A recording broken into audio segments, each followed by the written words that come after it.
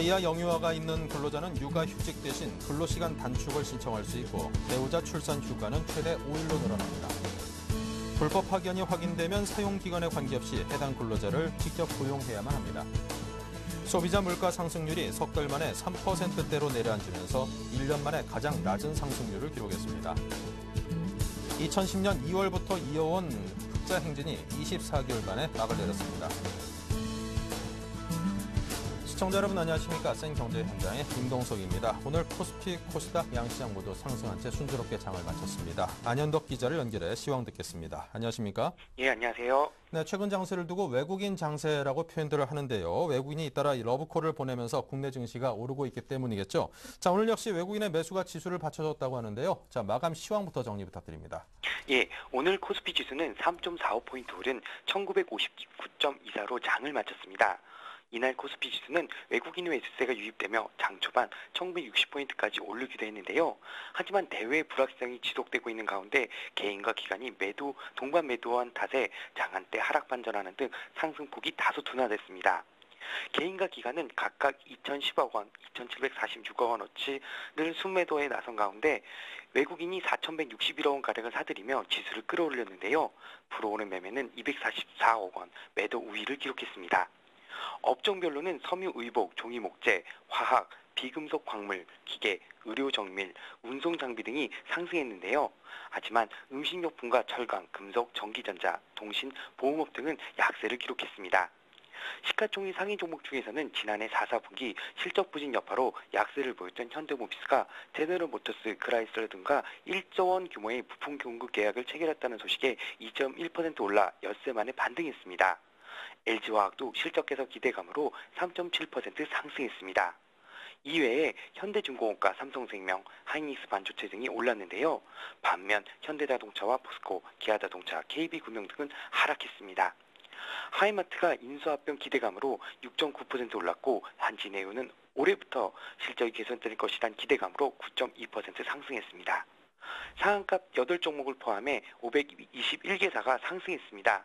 다만 한 개 종목이 하한가를 기록하는 등 310개사는 하락했습니다. 네, 이 넥센이 지주회사 전환을 목적으로 넥센타이어 공개 매수에 나섰다고 하는데요. 자, 그렇다면 주주들의 당연히 실행 여부를 두고 고민이 상당히 클 것 같습니다.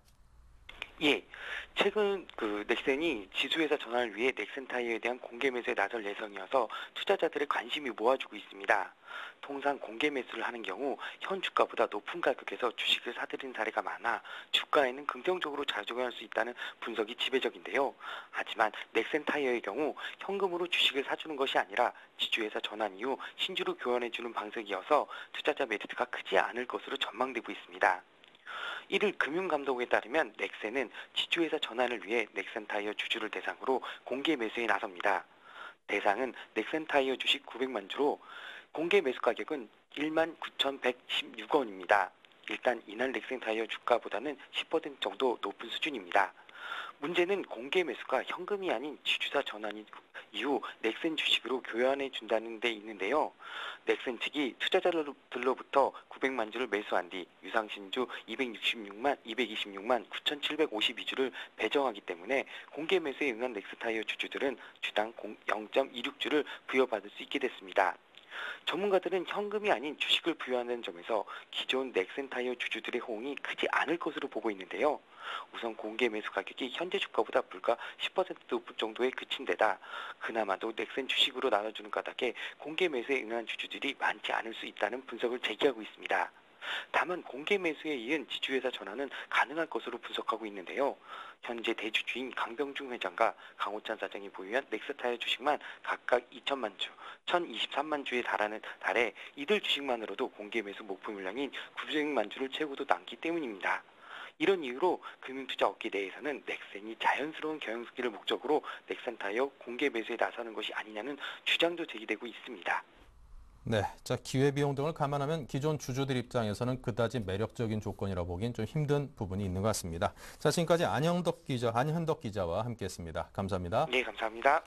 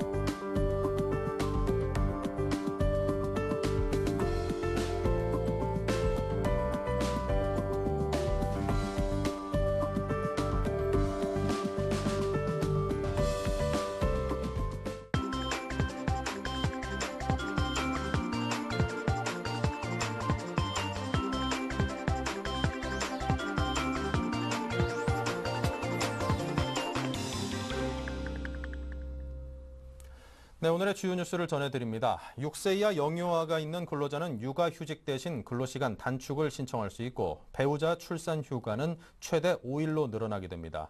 고용노동부는 이런 내용을 담은 남녀 고용평등과 일가정 양립 지원에 관한 법률 개정안을 오늘 공포했습니다.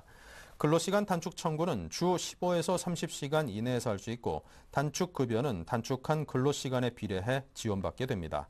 이에 따라 주 40시간 근무하던 근로자가 근로시간을 주 15시간 단축하면 육아기 근로시간 단축급여액은 육아휴직급여의 40분의 15가 지급됩니다. 앞으로 불법 파견이 확인되면 사용기간에 관계없이 사용사업주는 해당 근로자를 직접 고용해야 합니다. 고용노동부는 비정규직 종합대책의 하나로 국회를 통과한 기간제 및 단시간 근로자 보호 등에 관한 법률, 파견 근로자 보호 등에 관한 법률 등 6개 법률을 오늘 공포했습니다. 파견법 개정안은 불법 파견이 확인될 경우 사용기간에 관계없이 사용사업주가 해당 근로자를 직접 고용하도록 의무화했습니다. 불법 파견은 파견 대상 업무나 기간을 위반하거나 무허가로 파견하는 경우 등이 해당됩니다.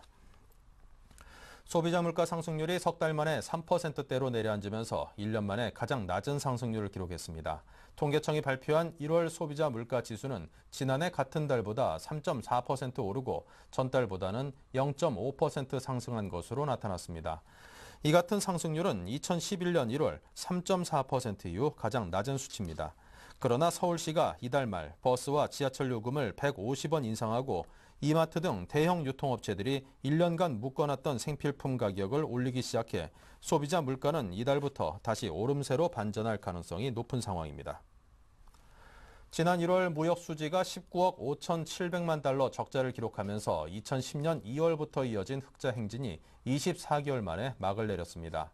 지식경제부가 오늘 발표한 1월 수출입 동향 자료에 따르면 수출은 415억 3천만 달러로 지난해 같은 기간에 비해 6.6% 감소한 반면 수입은 434억 9천만 달러로 3.6% 증가했습니다.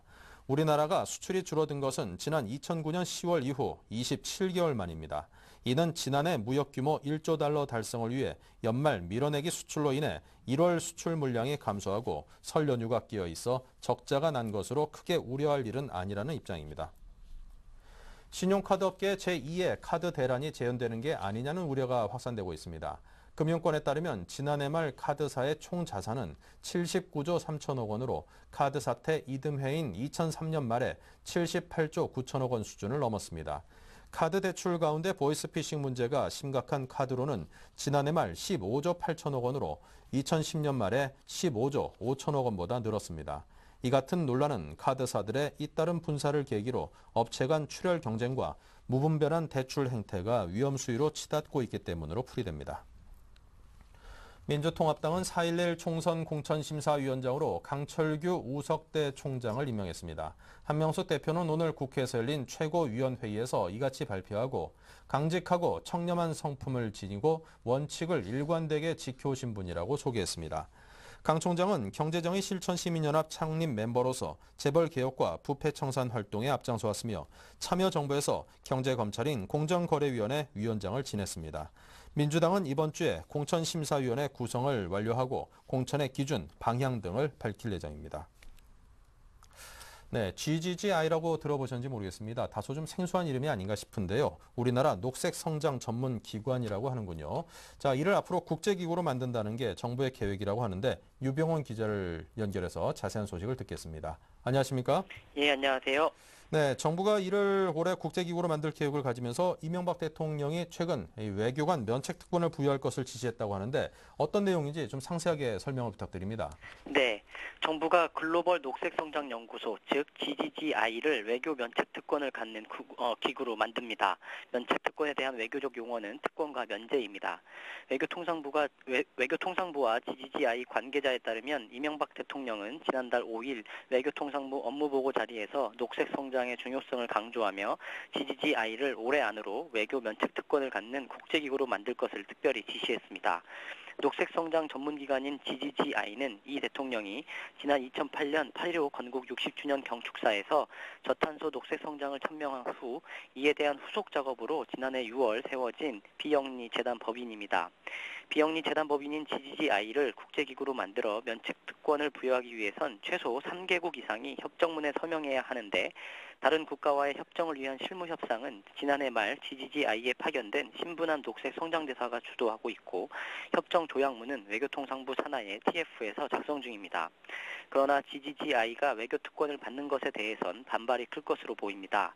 전쟁이나 빈곤 등 힘들고 어려운 분야에서 활동하는 기구가 아닌 녹색 성장을 수행하는 GGGI에 불가치권과 치외법권 등 외교특권을 부여하는 것은 과하다는 지적이 나오고 있습니다. 네. 자, 이 듣고 보니 문제 소지가 있는 대목도 있다 싶은 생각이 드는데요. 자, 국제기구에 면책권을 부여하는 것, 구체적으로 어떤 방식으로 가능한 걸까요? 네. 국제기구의 특권 면제에 대한 공통의 관습 법규가 존재하는 것은 아닙니다. 통상적으로 국제기구를 만들 때 당시 참여국 간 설립 조약이나 별도 이행 조약에 의해 규정되는데요. 국제기구의 특권 면제 조항은 국제연합 모델을 차용하는 게 보통입니다. 이에 따르면 국제기구에서 일하는 고위직의 경우 보통 제외 공간에서 근무하는 외교 사절에 해당하는 특권과 면제가 부여됩니다. 이 같은 특권 면제는 신체 주거의 불가치권, 형사 재판권으로부터의 면제, 일정 소송을 제외한 민사 행정 재판권으로부터의 면제, 증인으로서의 증언할 의무로부터의 면제 등이 있습니다. 사실상 체포, 구금, 형사소추, 민사소송 등으로부터 모두 자유로운 지위에 놓이게 되는 것인데요. 이 때문에 외교관의 면책특권에 대한 남용 우려가 끊임없이 제기돼 왔습니다. 현재 GGGI의 법적 지위는 비영리 연구재단입니다. 이를 국제기구로 전환하기 위해선 최소 3개국 이상의 국가와의 협정이 필요합니다. 현재 GGGI는 MOU를 통해 덴마크와 아랍에미레이트, 호주, 일본 등으로부터 재정 지원 등을 약속받은 상태인데 정부는 이들 국가를 상대로 설립 협정을 진행 중입니다. 네. 자, 이 면책 부여에 대해서 일각에서 이제 국제기구로 활동하기 위해서 이제 불가피한 측면이 있다는 해석도 있는데, 하지만 또 악용 우려도 있는 것이 좀 우려된다 싶습니다. 어떻게 봐야 될까요? 네. GGGI에 대한 특권 면제 조항 삽입이 기구의 설립 목적에 비춰볼 때 적절치 않다는 지적은 내부에서 흘러나오고 있습니다.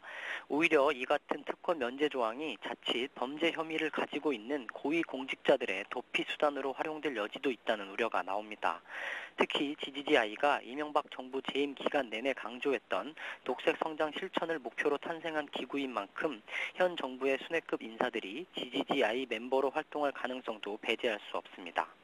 이 때문에 전문가들은 면책 특권 조항을 없애거나 그 적용 범위를 엄격하게 제한할 필요가 있다고 지적하고 있습니다.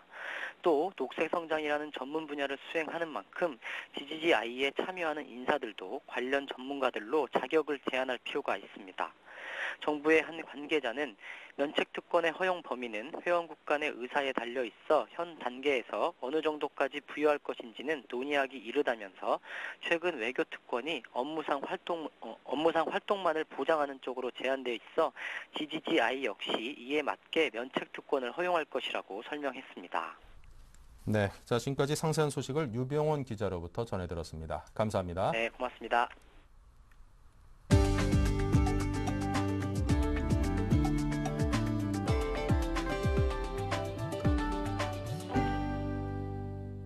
한국전자정보통신산업진흥회가 주관한 2012년 IT 산업인 신년 인사회가 어제 저녁 서울 장충동 신라호텔에서 열렸습니다. 이날 행사에는 김황식 국무총리와 홍서구 지식경제부 장관 등 정부 관계자와 IT 산업계 CEO 등 주요 인사들이 참석했습니다. 김황식 국무총리는 축사를 통해 IT 업계가 청년 인재 육성과 일자리 창출에 힘써줄 것을 당부했습니다. 윤종용 전자정보통신산업진흥회 회장은 IT 업계가 새로운 시장을 개척하고 미래의 성장 동력을 키워야 한다고 강조했습니다. 신년 인사회 행사는 IT 산업의 성장을 기원하는 떡케이크 절단식과 건배 제의에 이어 축하 공연을 끝으로 마무리됐습니다. KB금융그룹은 오늘 오전 서울 중구 남산동 대한적십자사 본사를 방문해 긴급 구호 키트 1,000세트를 전달했습니다. 긴급 구호 키트에는 담요, 네이, 세면도구, 의류 등 총 13종의 생필품이 들어있습니다. 재해가 발생하면 대한적십자사에 보관 중인 긴급구호키트가 피해 지역으로 신속히 배송되며 동시에 KB금융그룹의 긴급구호봉사단인 신속드림봉사단도 급파돼 긴급구호키트 전달 등 피해 지역 복구 활동을 지원하게 됩니다. 이명록 KB금융지주 사장은 KB금융그룹도 기업 시민으로서의 소임을 다하기 위해 피해 지역 이재민들을 위한 체계적인 지원에 나서고 있다고 말했습니다. LG전자가 지난해 본사 기준 매출 28조 971억 원, 영업손실 2,992억 원, 당기순손실 2,779억 원을 기록했다고 공시했습니다. 지난해 실적은 2010년과 비교해 매출은 3.9% 감소하고 영업손실은 72.9% 개선됐고 당기순손실은 56.3% 개선된 수치입니다. LG전자는 이동 단말기와 텔레비전 등 주력 제품에서 프리미엄 제품의 비중이 증가하고 비용 감축으로 인해 전년 대비 수익성이 개선됐다고 설명했습니다. 롯데슈퍼가 중국 시장 진출을 추진하면서 이르면 4월에 베이징에 1호점을 개점합니다. 롯데슈퍼가 중국을 포함한 해외 시장에 진출하는 것은 이번이 처음입니다. 롯데슈퍼는 1호점의 운영 상황을 보면서 베이징 이외의 다른 지역으로도 매장을 확장할 계획입니다. 네, 이상으로 2월 1일 센 경제 현장을 마칩니다. 감사합니다.